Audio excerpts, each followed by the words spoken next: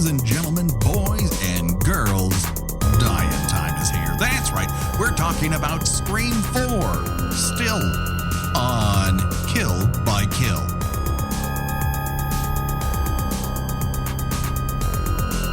Greetings and salutations, Internet. It's your old pal, Patrick Hamilton, coming to you once again from the lovely little hamlet of Woodsboro. This is the Kill by Kill podcast, where we are dedicated to celebrating the least discussed component of any horror film, the characters. And we're going to unpack all the gory details of Scream 4 in the hopes that a young high school student's untimely end is just the beginning of the jokes that we might make at their expense. And as always, there is only one person I trust, that if someone starts to surreptitiously record me on his head cam, she will give me the heads up. The one, the only, Gina Radcliffe. How are you doing today, Gina? I may even find a way to turn that camera away. Just surreptitiously replace it with one of your own, mayhaps? Yes, absolutely. Excellent. Well, I don't want to scare you, Gina, but we are not alone. That is right. We have a special guest. Now, you might know him from his own podcast, the wonderfully fantastic Brother Ghoulish Tomb of Horror, the one, the only Ryan Kinney. How are you doing today, Ryan? I'm great, and thanks for having me, y'all. I am so excited to have you here. I've wanted to have you on for a little while now, and we ended up talking about so much of Scream in the first half an hour. We're like, oh, we're gonna have to break this up even more than we thought. And I immediately your name came to my mind. I'm like, this is the perfect opportunity to get him on here. So I'm glad that you had the time to spare. Well, thank you. I'm a huge Scream fan. So much so I don't even hate Scream 3. So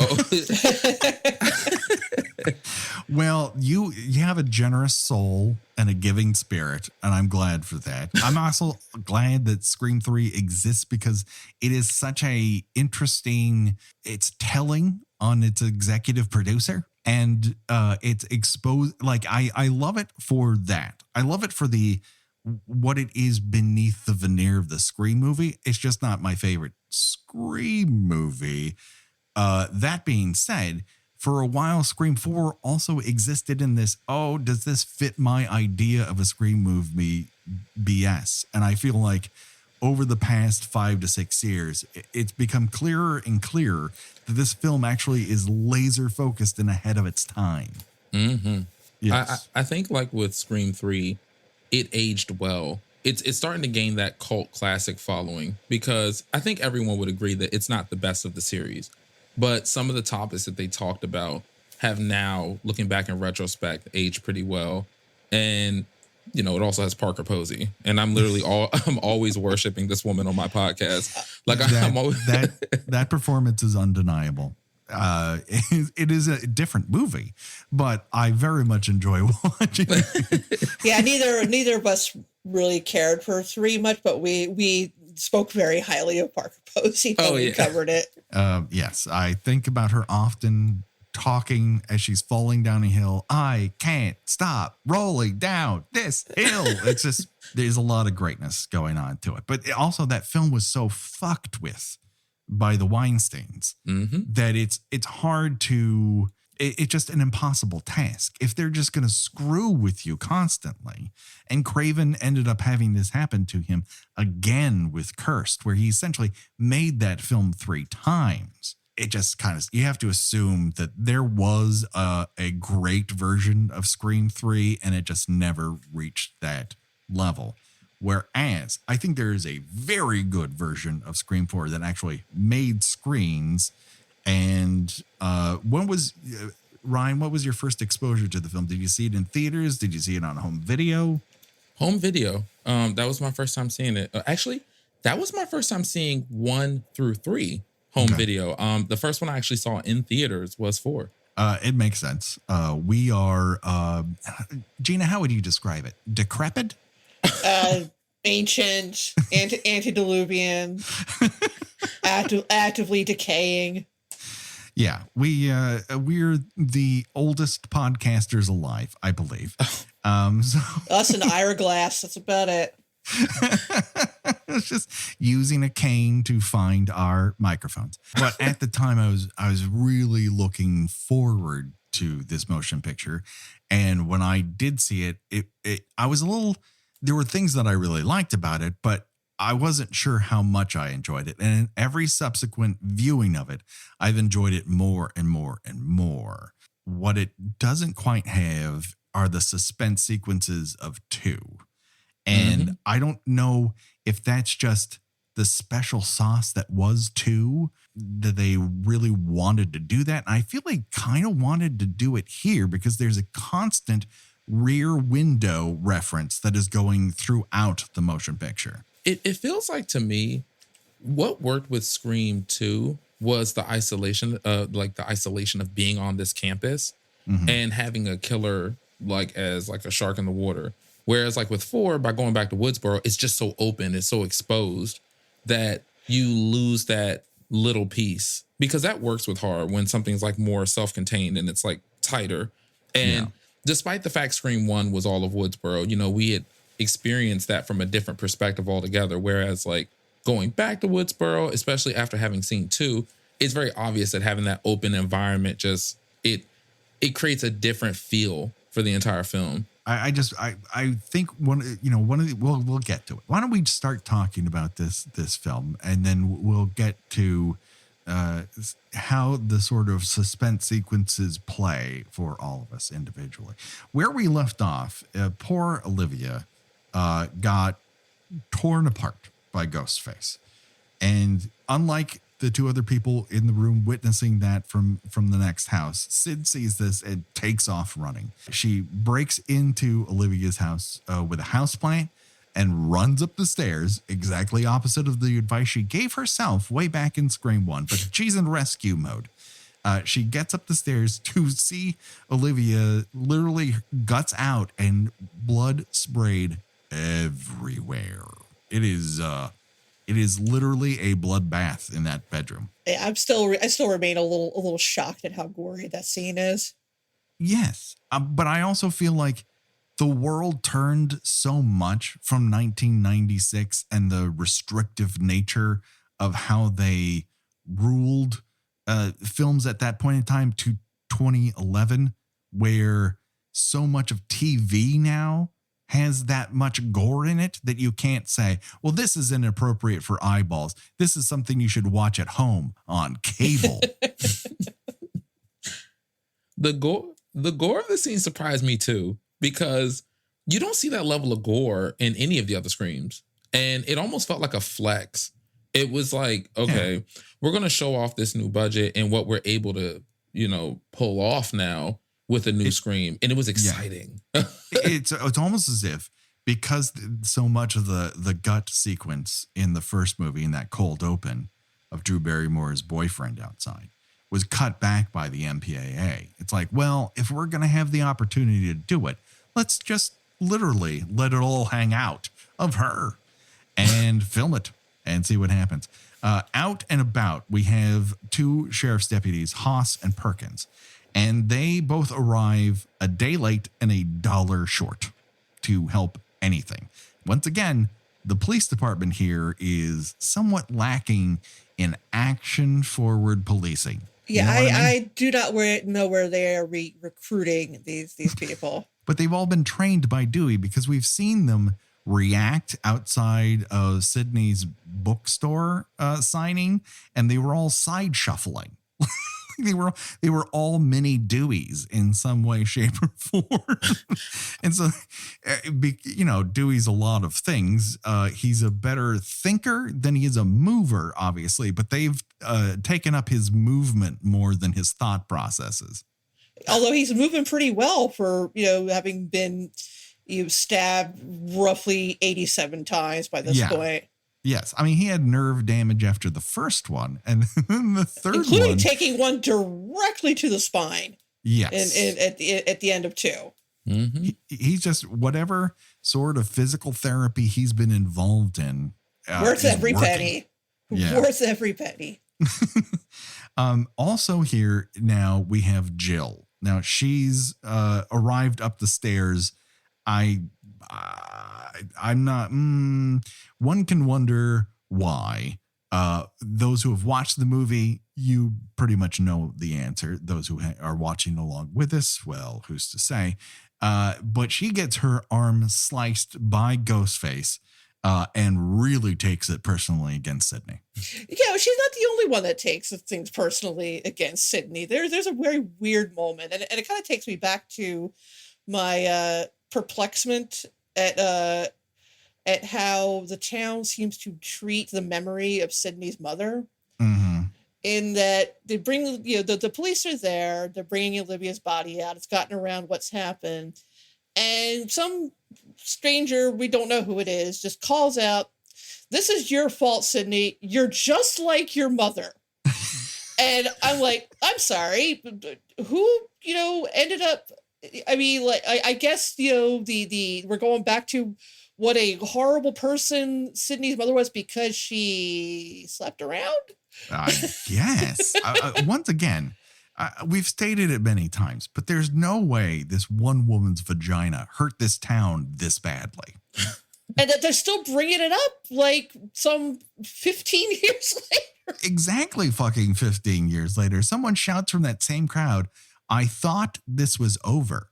You know that 2 of these massacres happened away from Woodsboro, right? Like 15 years later, like I thought murder had been eradicated in my small town. No, I guess not. Once again, last time it happened from 2 of your fucking own. Maybe it's not Sydney's fault, everyone. Like there's other murderers, active murderers in your own town. Yeah, I guess I'm just a little stuck on, you're just like your mother. I need an explanation for that. Ryan, have you ever blamed someone's mother for something that they did? Think back. Let me break out my little black book. I know we all track some of our friends, our frenemies, our main enemies by what their mothers have been up to, not just lately, but 15 fucking years ago. So I mean, well, let's just reiterate that all that she did was sleep with another woman's husband. That's all that she did. Right. Now I realize that the tipping point was that this woman eventually committed suicide, which that's a terrible thing. That's a tragic thing. Mm-hmm. But for this to result in an ongoing slaughter of people, and for people to say, yeah, it was all her fault. It's like, no, that's a person, taking a revenge to, well past its, natural conclusion. It's their fault. Like, didn't Billy's dad bear some level of culpability? It's a very puritanical notion that she came and stole another woman's man away. Yeah. I mean, above all that, aren't the people who are picking up these knives and putting on the mask the real culprits? Like not her vagina. Yeah. And that's one thing that I'm not super cool with, with how something that this movie is in particular trying to say.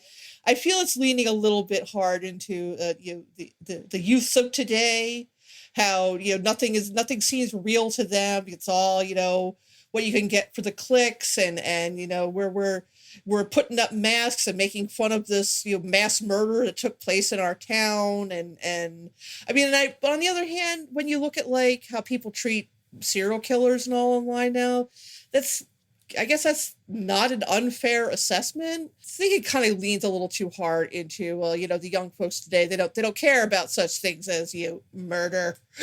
You're right. This town is so bad at raising children that not only are they obsessed with serial killers, but many of them have become serial killers. So I don't know that could entirely land on one woman having a couple of affairs. You know what I mean? Exactly. So we cut from this. I'll just want to say that Trevor, the boyfriend, is a terrible red herring. I don't buy that he can tie his own shoes. I'm not entirely sure that he can use a microwave. He does not come off as a master planner or someone I should be afraid of in any way, shape, or form. I mostly just don't buy him as a member of the cinema club. He does not come off as a robust cinema club member. Just sitting there scowling at everyone. Right. Like, you're going to make him the secretary or the treasurer? Like, what is he doing? I just don't care for it. He kind of reminds me of a show I used to watch growing up called A Pup Named Scooby-Doo. And they actually have a character named Red Herring. And literally every single episode, it's always Red Herring. Like, Fred is just like on it. And the one episode that it actually is Red Herring is probably one of the best things I ever saw on TV. But yeah, I think it was a fun bone to throw to us who we're all looking at him. He's clearly not the killer. Like, he's a red herring. He's just here to pretty much, I don't know, kind of make fun of the stereotypes for that type of trope. You know, the red herring, the person who's so sultry and Sith-like in the corner. And so broody, and he's clearly the killer, but he's not. And it was just funny because everyone knew he wasn't the killer from the beginning. They were trying to set it up too hard. When you're trying to squeeze something so tight, it just kind of slips away. He has a smoldery look, right? He's a handsome kid. They are a handsome. My apologies. I'm once again misgendering this person. They are very handsome, but they just don't have that danger feel to me. Like, I don't know if they want to fight or fuck, as it were. And Billy has that. Stu's a wild man. You don't know what he's thinking. He's all over the map. And here, Trevor just, he doesn't do it for me. Let's take it closer to the Woodsboro High Cinema Club, because Gail interviews both Robbie and Charlie. We're once again presented with the idea that Robbie is wearing this, what appears to be a Fisher-Price camera on the side of his head. And what I don't understand is how someone hasn't taken that off his head and just smashed it. Because that's what would have happened to me. Well, he's recording his life, every aspect of high school, because, you know, it's really interesting. High school. You know what? My memories I want to have all the time was how shitty high school was. Amen. Ryan, is that a memory you wish you had in real time so that you could see it from your eyes' perspective continually? I want the Madden play-by-play if that's available. I want it all. Yeah, but what she learns from this interaction is that there's a cinema club, and that must mean that the killer is in cinema club. And it's kind of like, is it? Is that a leap of logic you would make, Gina? I mean, it's difficult for me to say because, you know, I have seen it and it turns, you know, it turns out to be a wise assessment. But I don't know. I mean, they're just so hard in the paint of they're going to imitate these murders, as closely as possible. And, just they're going to go harder. They're going to make them bigger. Yeah. So, I mean, I guess, well, everything about the series is so meta. So of course they're going to join the cinema club because they have this event where they watch these movies every year. Right. And we will get to that because there's much to be discussed about. Where they treat it like the Rocky Horror Picture Show. Apparently. Right. Now, Ryan, I know the answer for Gina and I. Like, if we went to Friday the 13th, the film franchise that we started this podcast with, we talked about it, every character in the order in which they died, we drew it out, right? Because good or bad or in between, we just have a love for this dumb movie. But I don't think I would sit in a crowded theater and just shout out all the lines I know while it's happening as if that is a register of my enjoyment of it. That to me feels weird unless I'm specifically going to a cinema that says This showing of this, we're all going to talk during it. A rowdy screening, as it were.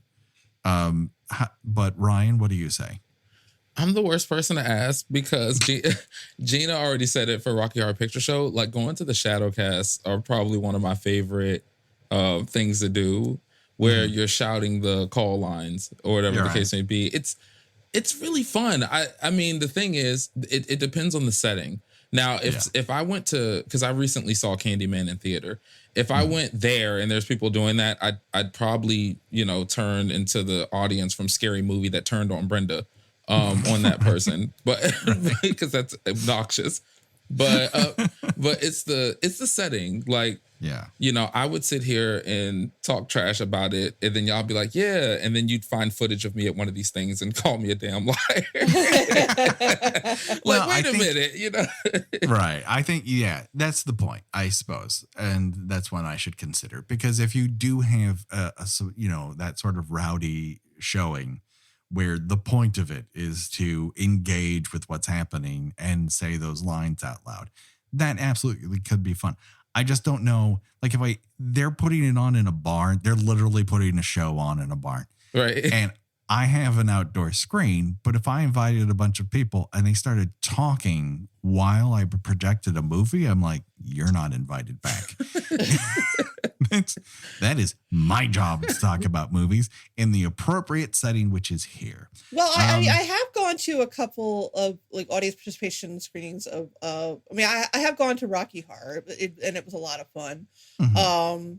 And I've gone to a couple for The Room, which The Room is fine because you don't need to be quietly listening for every scintillating bit of dialogue that comes out. If anything, the movie is improved by people riffing on the dialogue and the god awful interminable sex scenes, and it just makes it a much more pleasant viewing experience. The man has a hinder that demands cinematic viewing. But I just feel like at a certain point you've just got people screaming in a theater, and that's not something that's a good time for me. Right.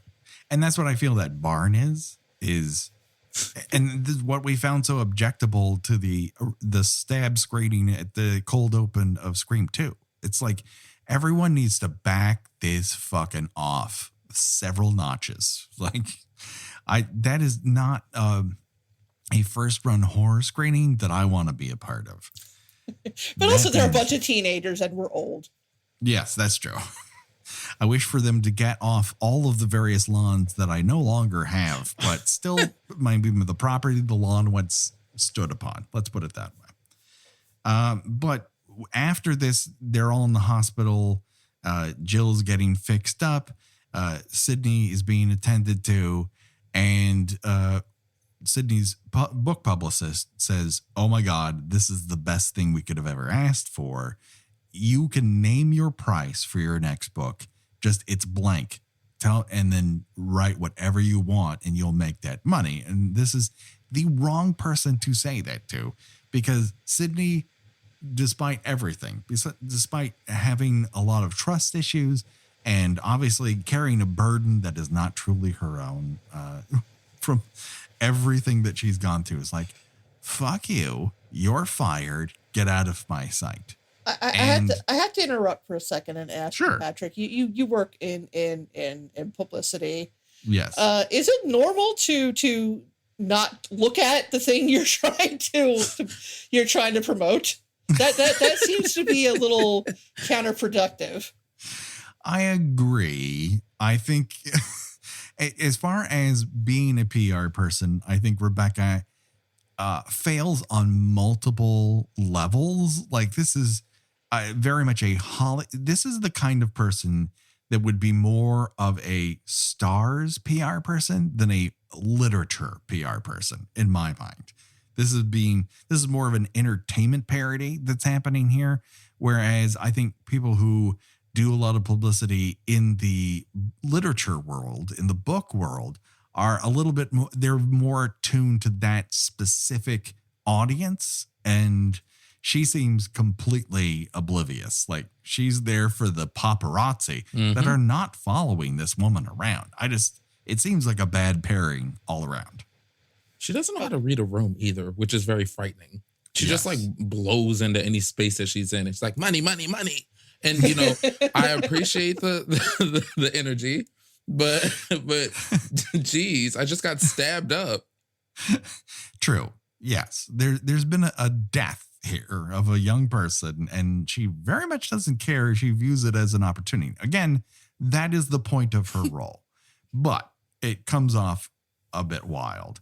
So she's just really bad at human interaction.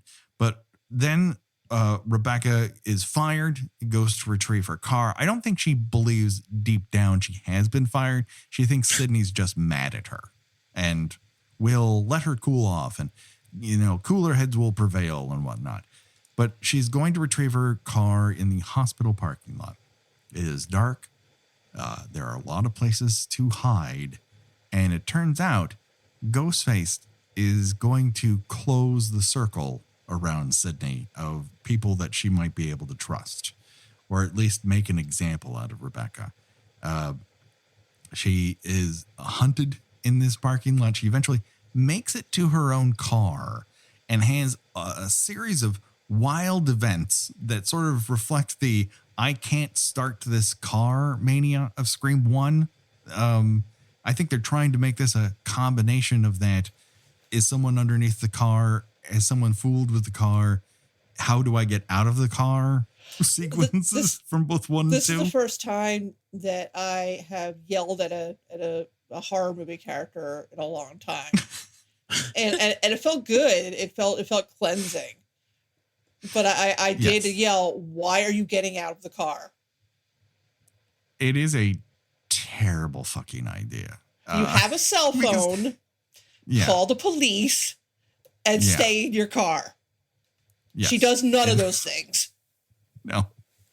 She's making very bad decisions. But of course, previous to this, we've not seen Rebecca make good decisions regardless of the danger. Well, that's fair. But I just thought it was worth noting this is for the first time I've yelled in a while. And I think that you just wonder, you know, that thing that a lot of critics complain about, but is it sort of necessary function of a lot of slasher movies? Like, people just make bad decisions when there's danger about.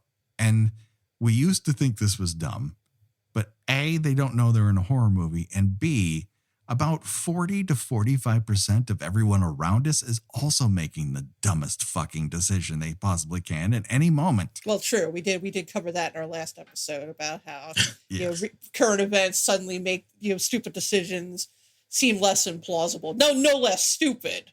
Just right. Less. Just more plausible that someone would make that decision. Yeah. The earmark of what kind of person would do this is like, well, turn on Twitter. You'll find them very quickly. Rebecca tries to hoof it back to the emergency exit in heels. This is another one of those moments where you're like, ditch the fucking heels and just put the feet on the floor and go for it.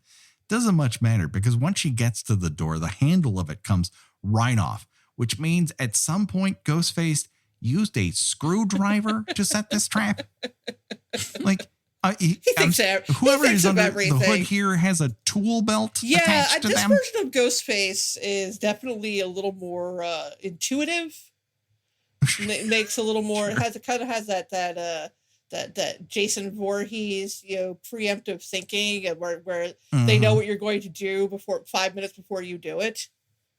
Yes. So that brings us to a question, Ryan. Of course, I want your opinion here, because when it came to Jason Voorhees, we over the course of that 2.5 years of covering those films, we determined that Jason's superpower is that he knows how you sex and uses that against you.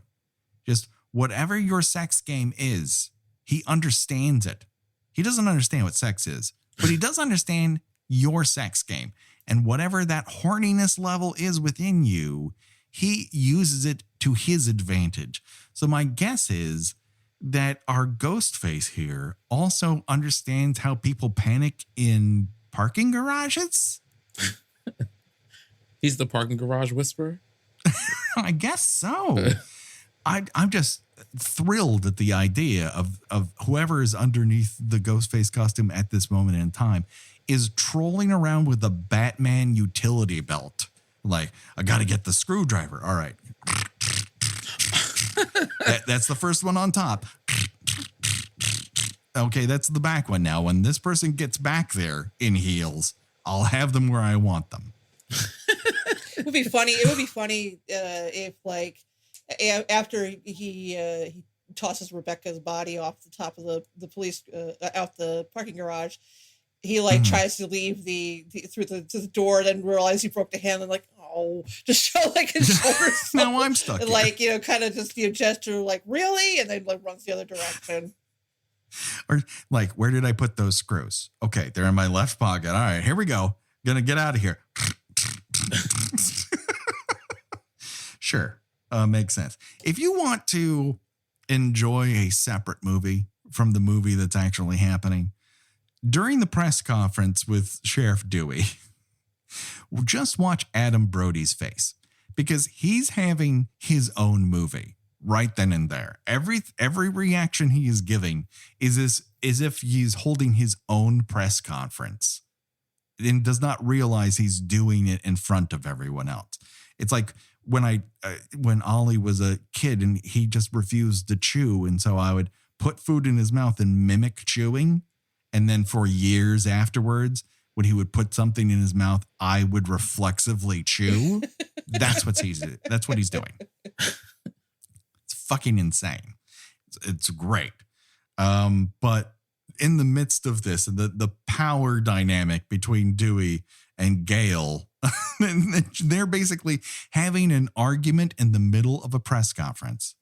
It doesn't get very far because Rebecca's body is hurled off the top of this parking structure on top of a news van. And now we are back to two tropes that Scream loves to revisit, and that is throwing people off of high places and news van violence. Yeah. What does this movie franchise have against news vans? I was going to say, yeah, news vans really, you take a beating in this series. I don't know how this isn't a thing. Like, if they don't also have somebody killed near, in, or about a news van in this one that's coming out in January, I'm going to feel like they don't understand the franchise in some way. Like, this is as big as like Jason kills you after you have sex, or, Freddy doesn't is going to help you to death, whatever you fear deep inside. He's like, oh, you don't like drugs? Here's all the drugs in my fingers. I don't know how to understand how drugs work, everyone. I don't get it. That, whatever that is, that's news vans and Scream. It all seems to be about news vans. It's like a news van killed Kevin Williams' father or something. Oh my God. Kevin Williamson, let us know what you have against news vans. Come on the show. Took his girlfriend to the prom.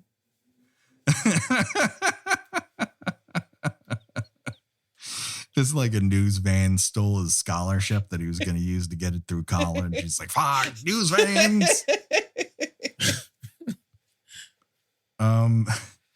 I think one of the big differences between 1996 and 2011 is illustrated the next morning.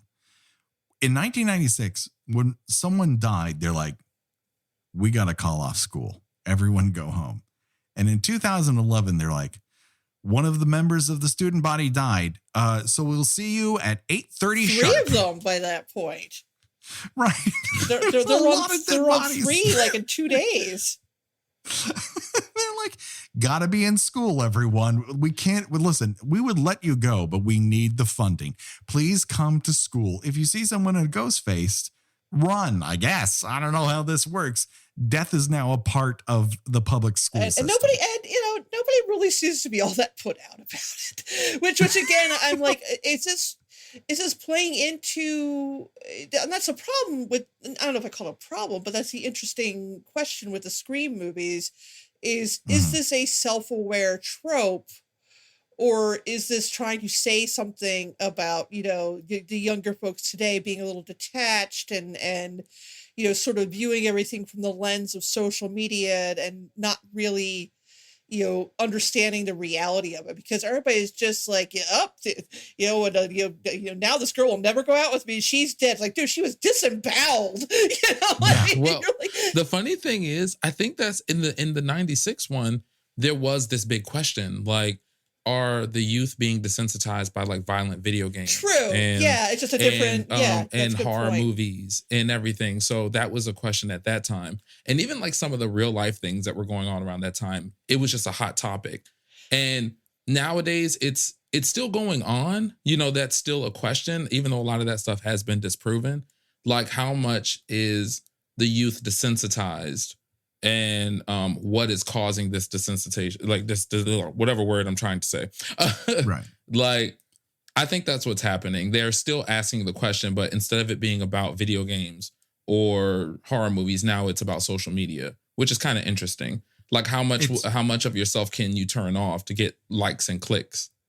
And also sort of presenting yourself as this, having a facade of being very cool and very cynical. And so, you, at least for whatever audience is viewing you or you perceive as viewing you on social media, you can't see you showing like real emotion or appearing scared or concerned or anything like that. Even with like 96, what was interesting is, even though the staff and the teachers, they were clearly very upset about what had happened to the youth that had been killed. I mean, Sydney and her friends, they kind of still had a party. Like, they still seemed like they were okay. Like, they were also desensitized, just like the killers were. And it was an interesting thing to witness, because it's like, okay, you guys are really still going to throw a party. And this is like a year after, Cindy's mother died. And it was just so many layers to it, versus like here, it's still going on. These people died, but they're still going to throw a stab-a-thon. Let's go watch. We're not going to let us stand in the way. Let's watch these movies in a shitty bar out in the middle of nowhere. Right. It's a moral imperative that we do this. They're also a generation that, at this moment, that time and currently, like, active shooter drills are something that they're doing. Like, it's become an accepted way of life that the potential for someone to enter your school and just start shooting people is something that we should just, plan on, because there's nothing we can do to stop it. And at a certain point, that must deaden your, perception of dying. And then there's the age-old trope, which, slasher films engage in across the board, in that young people feel a sense of immortality. And horror movies trade off of that. And it's one of the reasons why they're so popular with that particular age set. True. Let us look at the walls, because we don't see many bedrooms here. So we're going to have to look at the bedroom, as it were, of the Woodsboro Cinema Club. On the wall, we have posters for The Hills Have Eyes, Feast, Wolf Creek, and another fucking Farewell Republic ad bill. What is this thing, Gina? What is it? It's everywhere. It just sort of sounds like, it could be the name of like a sort of shitty electronica band. Yeah, it still looks like either Daft Punk is playing at my house, or, it's Boba Fett has got a band and he's coming through town. Also on the walls here, we've got the 78 Dawn of the Dead poster. We've got Rob Zombie's Halloween 2, which I had forgotten up until that moment, had been dubbed H2, for fuck's sake. H2. Better movie than the first, but if you really want to know our thoughts on it, of course, we're going to be talking about all the Halloween franchise on Patreon. So if you want to hear us talk about it, that's where you're going to find it, including Rob Zombie's Halloween 2. We made a promise, everyone. Also, you have Carpenter's The Thing, Death Proof, Brazil, Stab 3, Vertigo, Army of Darkness, Stab 6, The People Under the Stairs, and then on the whiteboard, they have a beat by beat breakdown of Rear Window. So just in case you thought we were making that up last week, no, this movie has a severe Rear Window fetish. Yeah, it's definitely, kind of putting on those neon signs and say, here it is, look right here. Yeah. If you're wondering what the movie's about, it's Eat at Joe's This. So, also, I didn't realize that the tagline for the first Stab movie was, quote, "This is gonna hurt." And as a tagline professional, I would not submit that for Stab. I find that not taking the source material quite seriously enough. And as a general, I guess Robert Rodriguez thought it was great, so it went up on the poster. As a general consumer, it's everything. It's so bad. It's so bad that it's good. Like, this is gonna hurt. And it's so insensitive because, like, when you really peel back the layer, from our world, Scream is just, totally fiction. But inside of their world, this is actually based on some stuff that happened. So it's just, can you imagine some of the stuff that's been made around like true crime and stuff having that tagline? This is gonna hurt. Like, that's pretty damn sad. The whole thing, when I was growing up here in town, I grew up and I hit a certain age around the Night Stalker here in Los Angeles. And he had a pattern which he would hit homes that were accessible to a freeway entrance. And so my mother hated when I slept downstairs on Saturday nights to watch Saturday Night Live. She told me I could not do it any longer because if I did, the Night Stalker would kill me. Oh God! Oh God! I love that. I love that story. Oh my fucking God! It's unbelievable. It's weird to some degree that this movie, considering how much Robbie, has a camera on his head, and later we're going to have a bunch of webcams, that this movie wasn't pushed to a found footage place, considering how prevalent that was when this movie was out. I'm glad for the restraint, but I'm surprised it's not a bigger element considering what found footage was at the time. Yeah. I'm happy they didn't go in that direction. Yeah, me too. I think that could have been an easy, a cheap way to go about it. So I'm glad I'm glad too they didn't. Oh, I agree. I mean, you don't hire Wes fucking Craven to make a found footage movie. That's ridiculous. But I am surprised because of the Weinstein's fuckery that they didn't make the worst possible decision, because they've been known to do that. Mm-hmm. Unlike the original Scream, which emerged at a time when slashers were very played out. Scream 4 comes out at a time when reboots and remakes were reaching the end of their post-2000s cycle. And the Saw franchise has now been killed off and replaced by Paranormal Activity at the October box office. And the idea of reboots and remakes is very front and center during the Cinema Club conversation. So let us pan backwards and just look at what Scream 4 entered the marketplace into. Last week we said it came out in January. We transposed the new one with 4. It came out in April. But of the legacy sequels that emerged at this point in time, you have Paranormal Activity 3 coming out in October. You have Final Destination 5 and Scream 4. Now, those are good movies. There's not a real bummer in that group. Paranormal 3, probably the best of the group, in my opinion. People enjoy Final Destination 5. Then you also have the weird remake reboots of the Thing prequel that Universal fucking ruined by forcing the filmmakers to replace all the physical makeup and special effects with terrible CGI. And then you have Fright Night, the remake, which is not as good as the original, but I do enjoy it for its own thing. Like, I like Fright Night. Yeah, I haven't seen that one yet. Honestly, the reboot. Yeah, it's entirely decent. It is worth your time and attention. Will it blow you away? No. Will it ever replace the original? Hell no. But for a Fright Night movie, it's fucking good. Because I haven't seen that one either. Like I've seen the originals, but I haven't seen either of the remakes, 1 or 2. Oh, I have not seen 2, but I refuse. But I do think that first one is worth everyone's time and attention. And then Charlie, they state pretty plainly, like, original horror is just gone. Like, it doesn't exist. Let me run down some of the films that they're talking about that don't exist, everyone, that have been erased down the memory hole of original horror. Drew Goddard's Cabin in the Woods. Barrett and Weingard's You're Next.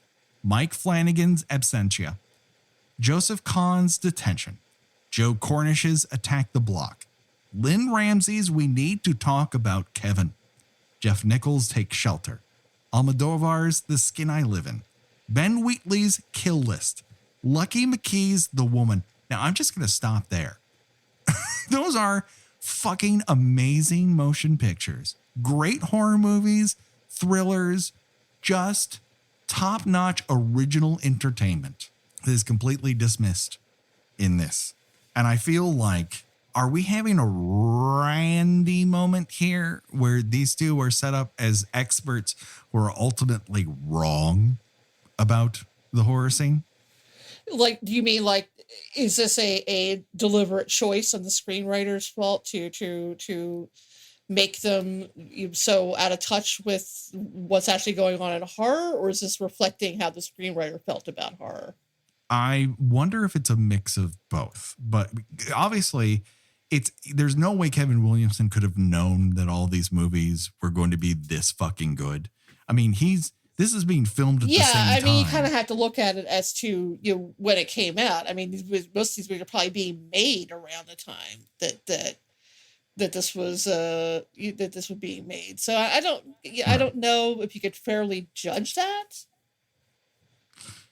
I don't know. It's a weird thing to make such a definitive stance because yes, this in 2010, that's when the remake of A Nightmare on Elm Street comes out. And if there's a dumber remake, like, I don't know that I found it yet. That was just a truly terrible experience to talk about. It was fun to talk about. It was terrible to watch. Yeah. Yeah. It was just, it was bad. It was just so dreary, so unfun. It was out of touch with like the charm of the original in every way conceivable. Yeah. Well, it's a bunch of people who didn't want to making it. None of the actors wanted to be there. The director didn't want to make it.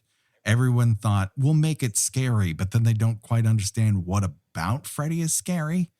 And then they just made the whole film brown. It's just a weird decision across the board. It's not to say that there wasn't good horror movies coming out in 2010, not as prevalent as 2011, but you got the remake of The Crazies. That's a good fucking thriller.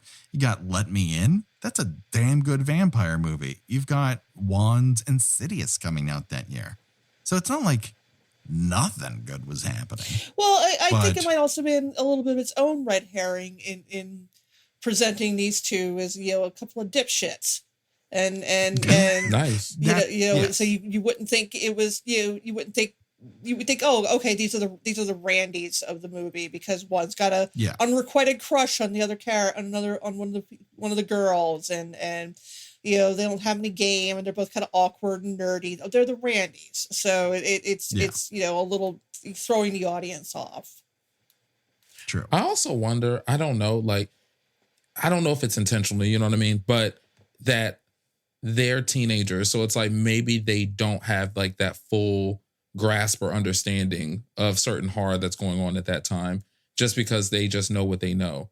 Whereas like if you're like a horror fan that's been doing this for like a long time, like we know certain films that we discuss openly amongst ourselves and we dive deeper and try to figure out more about what has happened and what's going on now. Whereas for them, they're probably seeing some of those posters on the wall for like the first time. So they're slowly making their way through this genre that has so many entries. And they may, we see this in all sorts of fandoms where people calcify their supposed love of a genre or film series. and it just calcifies around the way they felt when they first watched it. Yeah, that's true. And any someone who's trying to do something new, they just like, well, that's not what I'm looking for. That quote unquote isn't horror. Mhm. And that always just, my ears go up, because when you try to put a genre as expansive as horror in a tight box, that tells me it's not that you love horror. You just loved these movies and you don't want to see anything else. And based on the amount of posters in that room, it kind of feels to me like they are Randy's 2.0, in that they have calcified their enjoyment of the genre around things that have came out years before and stab. Like they're just into that. Yeah. And anything that varies outside of that doesn't calculate for them. Well, I would also suggest their primary interest in the stab movies is because it took place in their hometown. Mm-hmm. And, you know, we know from the cold open that the franchise has seriously hit the skids when part 5 becomes a time travel horror movie that no one liked. So that is the Woodsboro Cinema Club, everybody. So they also describe, in their words, the quote unquote rules for this new era of horror. And it kind of comes down to go left when everyone says go right. The unexpected is what is expected. And you're kind of like, what are these? They're so nefarious. They're not even, you know, you can't have sex in a movie. They're not defined. They're just so general they can apply to absolutely everything. And then the one that they bring up that's specific is the only way to avoid being killed in a slasher movie is to be gay. And that's just wrong, because have they not heard of the bury your gays trope? Ryan, you read my fucking mind. I'm just saying. I'm telling you. But that I think goes back. Now I feel like Williamson, you know, a queer writer and creator, is laying this in for them to look stupid. That's what I think clicks it over into them being the Randys of this motion picture. Yeah, I would agree with you there. Yeah, for sure. Especially with that follow-up point, because that's a well-known trope at this point. Yes. Yeah. And Williamson has to know it. He has to be aware of it. I hope. So to me, this is either an Aaron Kruger getting involved and he doesn't know what he's talking about, or Williamson very much knows what he's talking about. And I can't quite decide which one it is. And if the audience has an opinion, we would love to hear it. They also say there's got to be a twist, which to me typifies a movement that was more at home in Scream's origin point, peaking with The Matrix and The Sixth Sense in 1999. Again, the idea here is very solid, because what they're setting up is that they're going to move the third act party gathering to the second act. So where you think the movie would ultimately end, the movie continues from that moment on. So I think that's part of this setup. I do enjoy Gail's line. Okay, where is this circle jerk going to take place? Yeah, me too. Like, she's hitting this hard.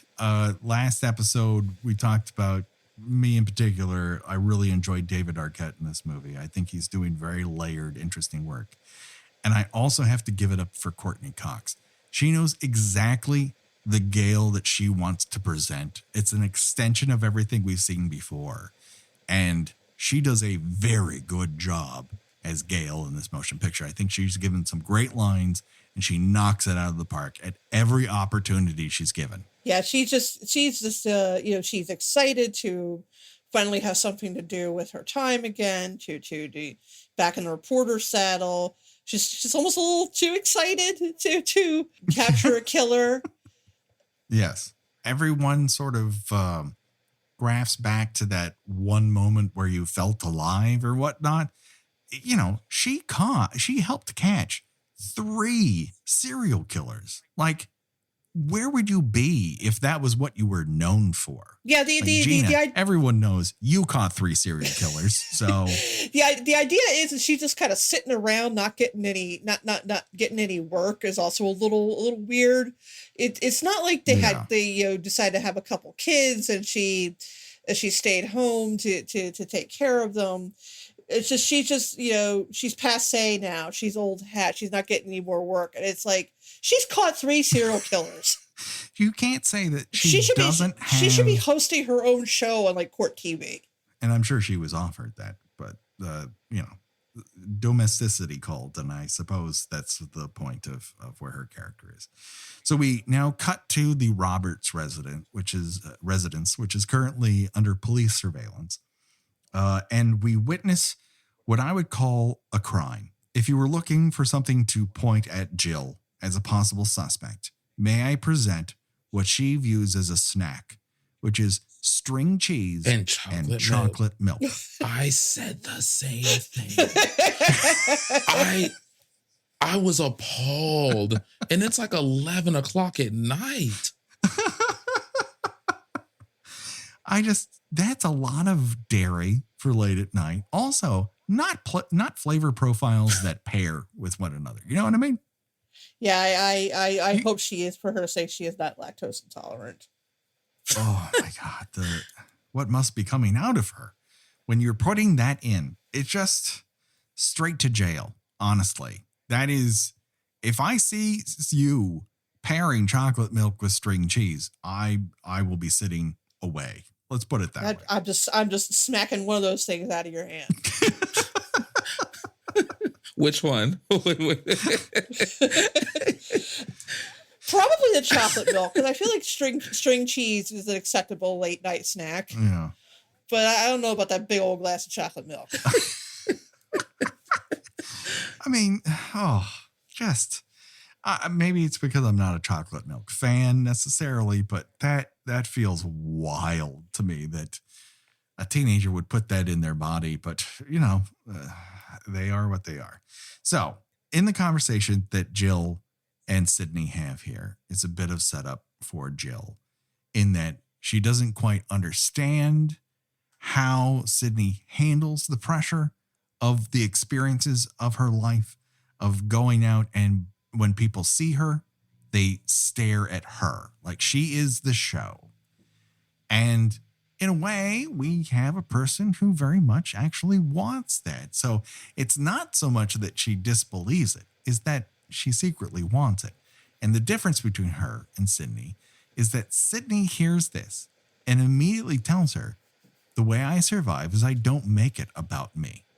It's not about me. And that, to me, shows that the writer and the performer have understood where Sydney is at this point in her life. She cannot control what has happened in the past. All she can do is control how she reacts to what is in front of her. And a lot of this is not about her. Right. And she sort of says she focuses on the people that she loves, and she sort of has a meaningful pause, like she wants to say, like you.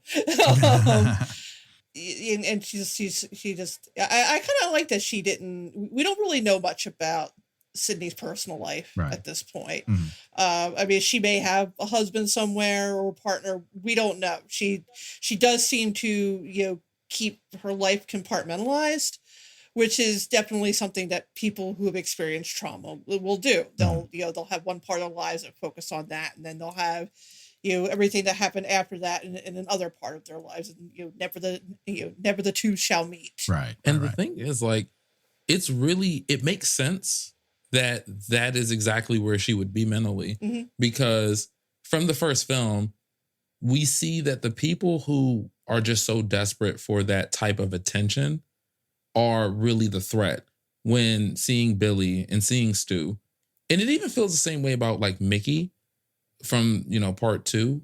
He wanted this elaborate court case and what that could mean in the press and for him and everything. And aside from Roman and Debbie Salt, who doesn't exist, like their motives were a bit different. We're returning to that in this film. These are people who still want attention, and it's they're the real threat. And so it's the thing that turns Jill into a monster, but kind of consecrates Sydney as someone who has her head screwed on the right way and understanding the type of monsters that can make. Yeah. No, Well, it's sort of that toxic, like, any attention is good attention. Yeah. Mm-hmm. Absolutely true. So let us reach the apex of our particular sequence here, and that is Stabathon. Kirby is in the house. And guess what? So is Matthew Lillard. He's in the background. So I didn't notice that. he shows up in a party scene. If there's a party scene, Matthew Lillard will always be there. He's the magic totem of the Scream franchise. He's not the franchise's best producer. That was Drew Barrymore, but he is the magic totem that will make a movie come out right. Nice. Gail enters in full-blown "how do you do, fellow kids" mode. I love that. She's just kind of like bobbing around with the mask on. Yeah. There's a bit of a shoulder shuffle that happens when she enters in. There's a lot of two-finger pointing going on. If dabbing had been in fashion, I'm guessing a dab would have happened. And I am painfully aware that this is a movie and realism is not something that I am seeking in Scream 4. But when you're going to have a character plant 4 security cameras, right? Don't have their cords wrapped around the base. Because that tells me they're supposed to plug into something. There's no battery attached to them. Just like someone cut those cords. They're not, or cover it up. Whatever it is, don't let me see the cords, because when they're not attached to anything, that tells me they're not plugged in. Everyone, that is a plug-in device. It's just funny to me that she is so certain that the next murder is going to take place at this party that she's like, well, I'm going to catch them on camera. Well, she has no backup. And quite frankly, if she did show up with Dewey, my guess is a murder would not take place, because why would you do it with the police on site? You know what I mean? I just figure at this point, though, that all of everything that they thought was going to happen didn't actually happen, or happened slightly differently, that she wouldn't be so hell-bent on, this is when it's going to happen next. That I'm going to focus my entire attention on this film festival out in the middle of a barn. Right. Exactly. I do like some of the dynamics at play here, and I think the film uses it very well. There's an insertion of an age gap device, because when Dewey and Gale first arrive in Scream 1, they're like, 6 or 7 years older than the protagonists of Scream. And here, they're an entire generation above the actual participants in the movie. And there's some element of, I don't understand how the kids work to their dynamic that I very much enjoy. Like, no, they're never portrayed as so cool that the kids instantly fall all over themselves to be around them. It's more like, well, I have experience, and youth is like, I don't care, is what it comes down to. I do also enjoy their personal dynamic as a married couple here, because what she's asking for is not that Dewey believe her and her alone, but simply participate in what she believes is a solid course based on their history they have together. And his reaction when she is not around is to act like the adult that he is.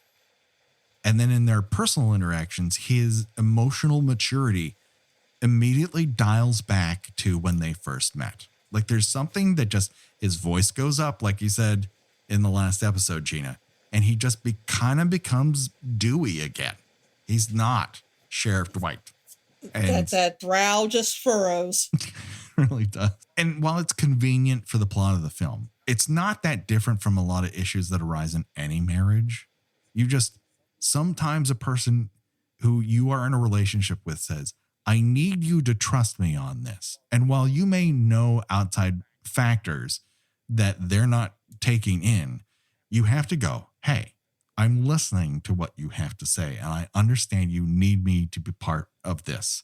And that's a real life dynamic that I think is very interesting and will be interesting again now that they are no longer a married couple in this fifth movie. Yeah, I have to assume that they're probably going to be written to be divorced. I would assume. I just, it feels like, but who knows? I mean, I know that they are friendly in real life still, Yeah. but I would assume that they are probably going to, because it would be an interesting dynamic. Either way, whether they're written to be still married or they're written to be divorced. There's something else I saw floating around the timeline around this that I pray doesn't happen. Just personally, they're trying to say that they won't be surprised if Sydney and Dewey start to become involved with one another in some way.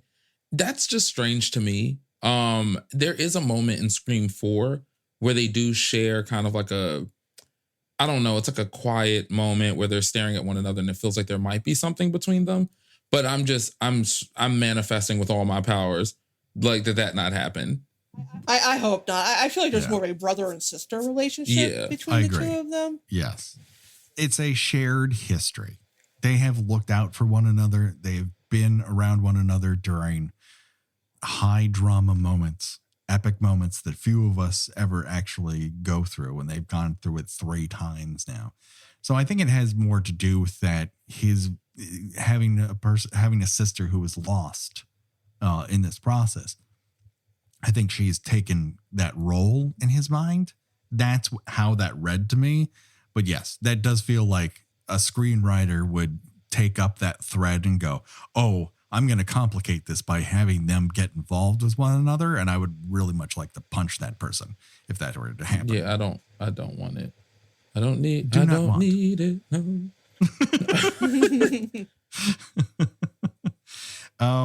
Stan, I know we talked about this a bit in our Scream 2 episodes, but Stab is a terrible movie. Okay. I know it was designed to be terrible, but mission accomplished, everyone. Mission accomplished. As we denoted last episode, and obviously that is a thread that we are pulling all the way through, we have dueling webcams happening here. Now, Gail set up 4 webcams. Those are covered. When she goes to back inside the barn of Stabathon and tries to figure out what's going on with her cameras, she discovers another camera is looking at her. She picks up her web camera and holds it to her side backwards so that when Dewey arrives and looks inside her car, he can see that Ghostface is right behind her, but he can't tell her about it. An exact reverse of the same dynamic from Scream 2. And that is why I kind of love this movie. You know, I didn't even think of that. You're absolutely right. It's her, banging on the soundproof glass saying Ghostface is behind you and he can't hear it. And it's a dance, baby.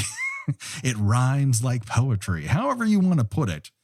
It just tells me that Scream 4 is a more thoughtful construction than what they were afforded for Scream 3. Yeah. It's not to take anything away from Scream 3. It's just they were so fucked with that, and I just don't trust Aaron Kruger as a storyteller for these characters. That I feel like it just that the sequence plotting and the character plotting does not work as well as 1, 2, and 4 because Williamson is much more of a force there. I agree. We get a dance around hay bales, and I do have to wonder why this isn't I just wish it was a bit more of this on the Scream 2 level of suspense sequences, but it's a tight space. They may not have had the time they needed. I wish there's a bit more suspense going up than people juking and jiving around hay bales, as thrilling as that might be. Regardless, Gail takes a stab to the shoulder. Ghostface escapes, and we learn yet again that Dewey is a terrible shot. Don't you have to take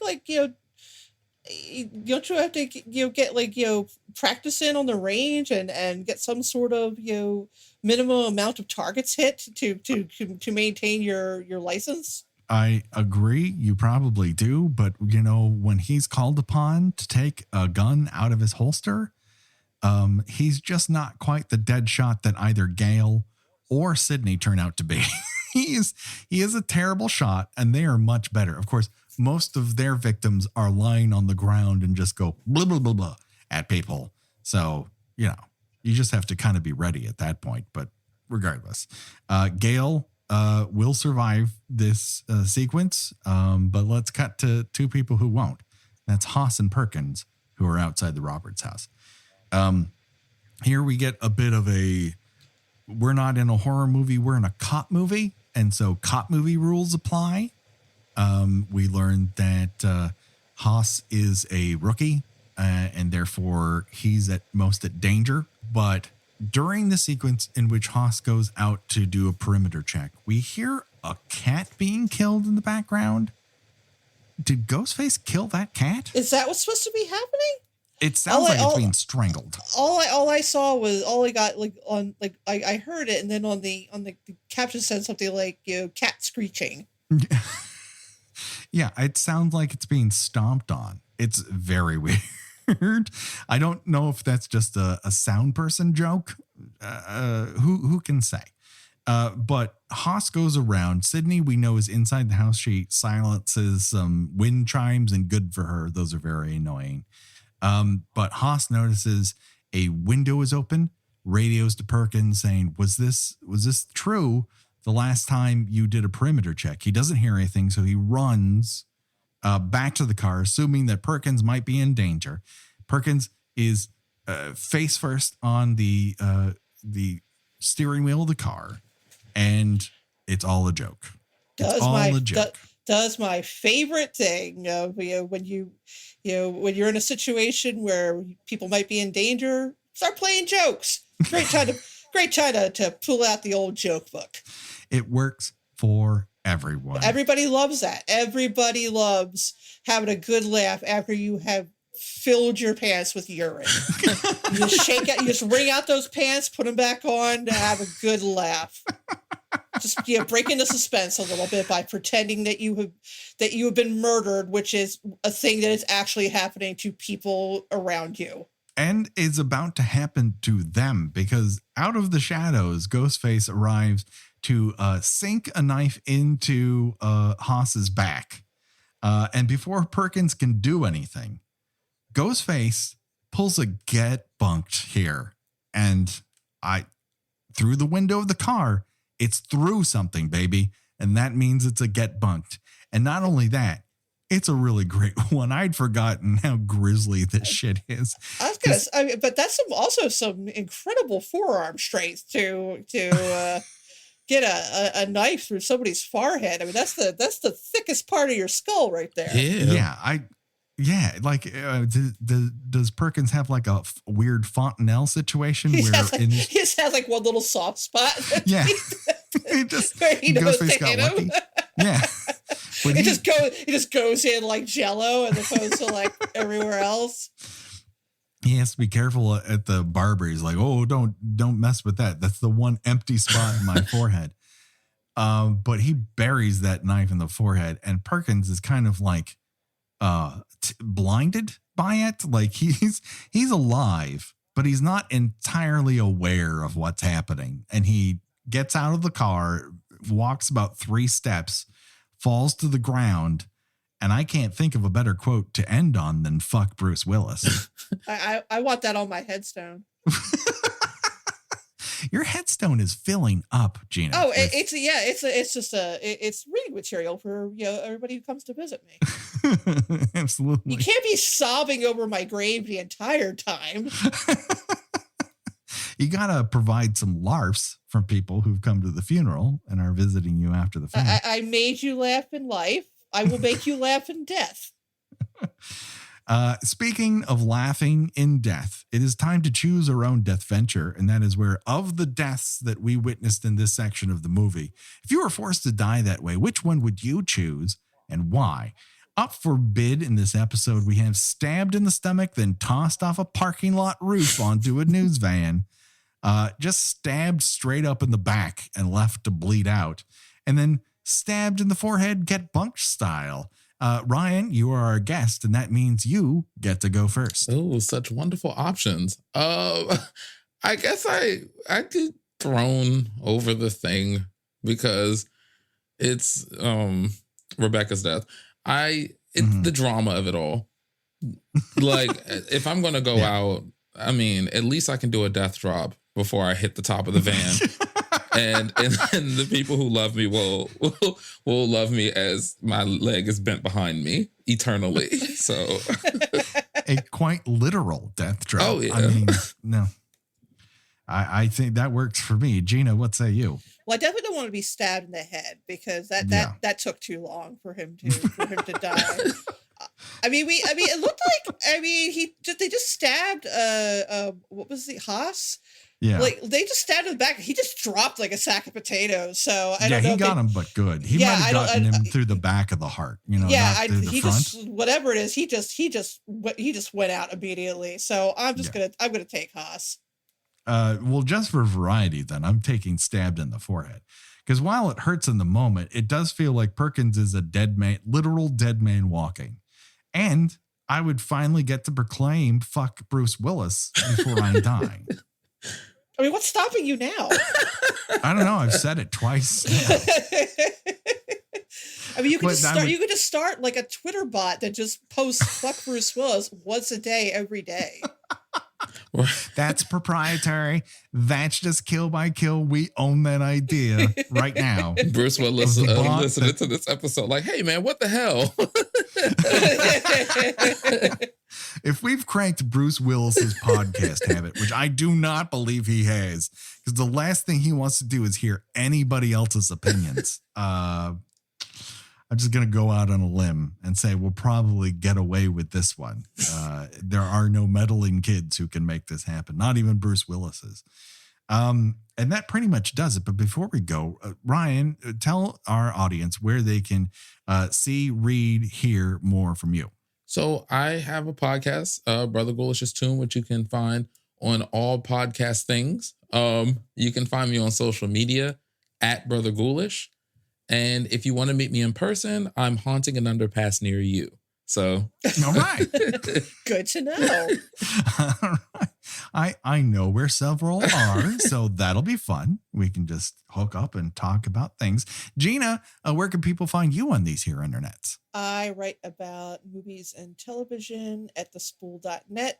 Some things you can look forward to from me this month are reviews of the Todd Haynes documentary about the Velvet Underground, and I will be covering Halloween Kills. I am also on Twitter under Porcelain72 and on Instagram under Gina Does Things. That's GENA Does Things. Do it today, people. Check it out. You can find us on the Twitters, on the Facebooks, on the Instagrams. We're on TikTok, believe it or not. Even though I once upon a time said I would never do it, here I am. I'm a part of the problem. You can visit our t-shirt store. We've got new t-shirts coming your way in the near future that are really going to be great. I think they're going to knock your socks off, that are super fun. Please rate and review us on iTunes or anywhere that you get podcasts. It helps us be seen and heard by more people. And join our Patreon, where we are talking about a new movie every single month. Plus, you will now get the opportunity to hear us talk about the Halloween series from the beginning, all 11 films so far. We will be doing commentaries for, so you'll be able to watch the movie and hear us in your ears talking it off just how you like it. Don't worry, folks. The body count will continue for myself, for Gina, and for Ryan. Bye-bye, everybody. Bye. Bye.